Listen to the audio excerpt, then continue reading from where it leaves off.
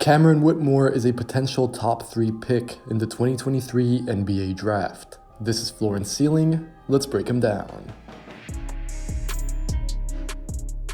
At around 6'6", 6'7", with a chiseled 232-pound frame, Cam Whitmore is one of the most explosive athletes in this year's draft.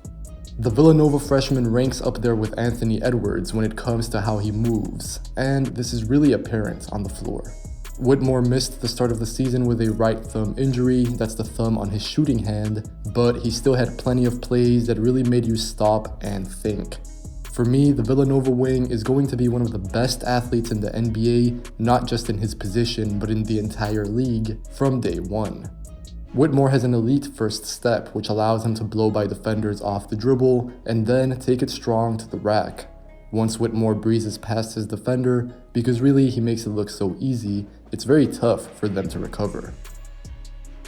The 232-pounder can finish through contact and from tough angles. Whitmore has excellent body control, particularly for his size, so he's able to contort his body while taking it into the defender's chest. From there, Whitmore has shown that he can finish with either hand. At the rim, he made 66% of his shots. As we can see, the 18-year-old loved going left at Villanova. He's right-handed, so I wonder if this is a byproduct of his right thumb injury, but either way, it's good to see this comfort level, and I expect that Whitmore will be able to use both sides of the floor. His handle and timing still need growth, but we'll get into that later. The important takeaway is that he's so quick off his feet, both with his first step and second jump, so he's just difficult to keep away from the rim. Not just that, Whitmore's strength and burst offset the lack of spacing that often occurs at the college level. He had few problems getting into the lane as a freshman, and there's going to be more space for him no matter what at the next level. For me, Whitmore is going to be a constant mismatch. He will be faster than most forwards, probably stronger and faster as well than a lot of wings, even if they might be taller. And he's no doubt going to be bigger and more explosive than the vast majority of guards. Again, Whitmore's first step is awesome, so his volume at the rim is really encouraging. 46% of his shots this year came at the basket. There, he can already finish through contact with his mature frame, and as we touched on, from difficult angles with his touch. This is all a huge part of how he scored his 12 points a game. But it's important to note that this is all not just brute strength or athleticism. Whitmore is a special athlete, so that's going to pop out the most. But I also think he has some budding finesse to his driving and finishing. The Villanova wing still has plenty of room for growth here. However, I like his flashes of being able to get low or change speeds. Given Whitmore's athletic tools, he can become very dangerous once he fully understands how to switch gears, the length of his strides, and the pace of his handle. We've already seen some of this though. Away from the ball, Whitmore moves so quick sideways and forwards that I also think he has a ton of potential as a cutter. Already this season, he shot 74% on cuts. Whitmore's first step is slightly different from a lot of top prospects because it doesn't just show up when he's on the ball. That's usually how we think of it, but really Whitmore has so much gravity when he's moving aggressively towards the rim. Time and time again this season, he got behind the defense's backline and was able to make a play. A significant part of why Whitmore was so impactful was his timing. He understood when to dive into the paint when his man was off guard or when he turned his head a little bit. Again, it's all of those tools that we mentioned before which come into play here. Cam's explosiveness, body control, and ability to finish with both hands through contact strong and above the rim. Speaking of which, Whitmore is somebody that you have to account for on the glass. He's a wonderful athlete, so the pop and timing that we just mentioned also exists with his rebounding. The Villanova wing rebounds tenaciously, and he really projects well on both ends of the floor here. He's not always going to be in position to capture these rebounds because of the nature of his game, but still, at Villanova, Whitmore snatched about 1 per game. I love that he can create extra chances for his team like this, and I'm sure that in at least one big game in his career, Whitmore will be impactful getting after the offensive boards. At Villanova, Whitmore either lived at the rim or on the perimeter. More than 4 in 10 of his total shots were threes, and Whitmore converted on 33%, which is iffy, but on pretty encouraging volume. He only started 20 games, but he took 105 threes. That's more than 4 a game, which bodes well for his future. The ease that Whitmore gets into these shots with also helps me overlook his improvable numbers from deep. Whitmore can create space and launch step back or sidestep pull-ups that are not easy off of reduced dribbles.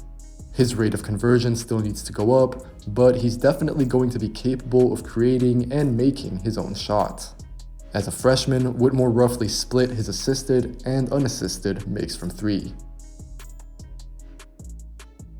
So even though I'm largely willing to put his 33% to the side, Whitmore has clear improvements from 3-point land. The most obvious one is raising his percentage to at least league average. Ideally, this would be into the high 30s, but I wouldn't mind too much if Whitmore only shot like 37% from deep. He's probably going to have plenty of self-creation reps and a high volume from 3, so I don't worry too much about his efficiency as long as it's alright. Instead, I feel like one of the most important things for Whitmore is going to be ensuring that defenses pay when they go under on him. Clearly, the 18-year-old wing is willing to let it fly out of ball screens. Like I said earlier, that's great, especially at 6'7"-ish if Whitmore is getting reps at maybe the 3 and the 2, but then he has to convert on these shots. Going forward, I also think that Whitmore's shot selection can still improve at times. He can get into his shot so easily and quickly that he's not always taking the best shots. And Whitmore just has to keep getting more reps overall.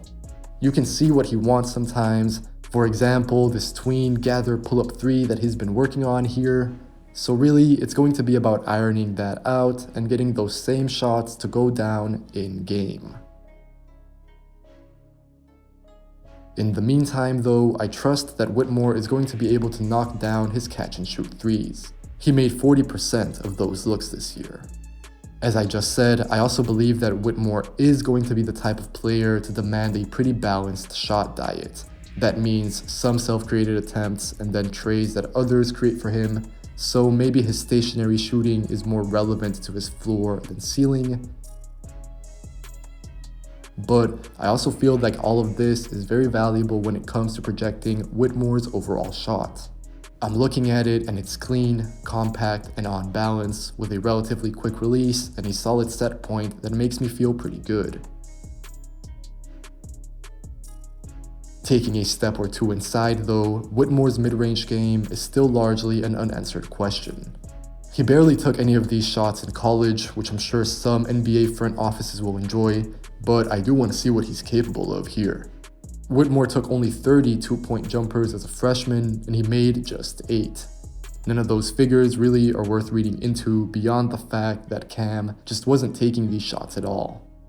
It's going to be interesting to see how this develops in the future because of half-court usage, but also because of his athleticism, because playing off 1 or 2 dribbles and with a hezzy would be really useful and probably pretty easy for Whitmore. For me right now, the biggest step forward that Whitmore needs to take is with regards to his pace. Whitmore is an excellent athlete. He's special even. He's going to test off the charts, and he's going to wow you on the court. However, I feel like Whitmore can still get even more out of his tools. This starts with slowing down, taking more time to survey the floor, and really becoming more adept at switching pace. Too often, I feel like Whitmore plays at only one speed, which also prevents him from getting to the line more. Whitmore shot less than 3 free throws per game this year and under 65 total attempts, which is just way too low for someone as dynamic as he is. The thing is, Whitmore is going to be able to blow by most of his defenders no matter what, so he just has to avoid becoming predictable so that he's not forced to pick up his dribble early or into tough spots. If Cam only ever operates at full throttle, he then becomes easier to read and operates less under control. For instance, Whitmore has a Damas no-go on him here, and I really think that he can take him off the bounce. But instead of taking his time, pulling back a bit and then going, he just rushes and drives into a crowded area and has to pass off. In this clip here, Whitmore doesn't do anything wrong per se, But I think that he can just calm down and let the game come to him a little bit. Instead of just looking to drive, maybe he can reset the screen to force the switch, and then attack the big that he scored on earlier. Here again, I'd like to see Whitmore probe what openings become available, if any. He has a mismatch in the post, so if he takes a couple of strong dribbles towards the basket, most likely the defense is going to collapse, and then Whitmore can kick it out. But really, he just doesn't take his time. For all intents and purposes at Villanova, Whitmore was a non-passer. As a freshman, he had 19 assists in 26 games. That's incredibly low. He had 42 turnovers, which isn't bad or alarming really, but it's just that his absolute lack of playmaking makes the turnovers a lot more glaring in comparison. It's not that Whitmore made bad reads, he just wasn't making any reads, period, for the most part. I'm hoping to see some signs of life here, because Whitmore will be constantly applying pressure on defenses at the next level. This non-passing, as well as the lack of patience and his finishing improvements, are all linked to his handle. We've seen some flashes, but it needs to be consistently tighter and lower, closer to a guard than a wing, if that makes sense. At this point, Whitmore cannot create as much separation as he should down the line, and he still struggles to get into more advanced moves off the dribble.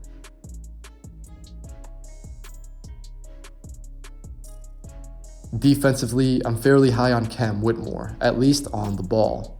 When he's directly engaged in the play, I think that Whitmore can be a very impactful defender. He's able to cover a lot of ground and match the attacker's steps really well, so Whitmore finds it pretty easy to stay in front of ball handlers. Switching his hips and stance is no problem for him. Cam is springy and elastic, and he's gonna keep getting better. The Villanova wing can slide, keep his man in front, and make plays on the ball to get a stop. When Whitmore has to switch onto a guard or onto a bigger wing, I'm generally not worried. He has the foot speed, size, strength, and hands to match up well. As a freshman, Whitmore had 37 steals in 26 games, which is solid, definitely something to build on. I alluded to this earlier, but Whitmore's first step, typically something which we consider offensively, really shows up on defense. We see Whitmore get to spots first, blow up plays, and stay in front because of this first step. And all of this also translates to the passing lanes, where Whitmore is going to be a threat getting steals and then taking it down the other end in transition. However, even though Whitmore excels off the ball on offense, I actually think it's the opposite on the other end. He's much better defensively when he's directly involved in what's happening. Otherwise, he's often caught ball watching and, generally speaking, gives up position way too often. The Villanova wing has all the tools to be an awesome defender, but Whitmore cannot make use of them if he's not in the right place. Right now, he honestly gets back cut a lot, and concedes great looks at the rim in the process. Whitmore is also guilty of losing his man on the glass, where again, on the offensive side of the ball, Whitmore is a strong rebounder, and statistically he's good on the defensive boards, but really what I'm speaking to here is not his rebounding, instead it's his overall awareness that really needs to rev up.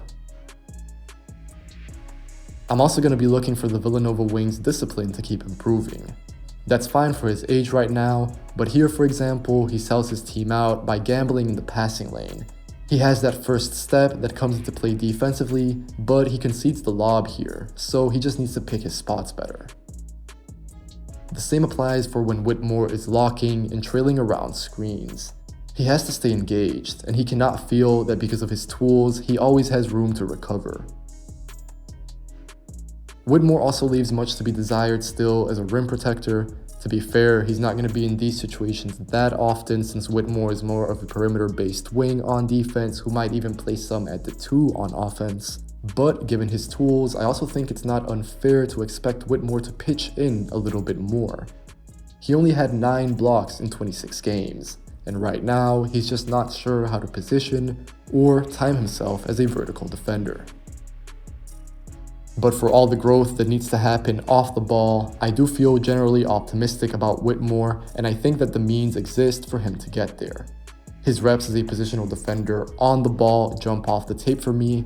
He's so fluid and graceful in space for a 230 plus pounder, and his strength is going to allow him to match up against bigger attackers who overwhelm most wings. Cam Whitmore for me is around that top 3, top 5 range right now.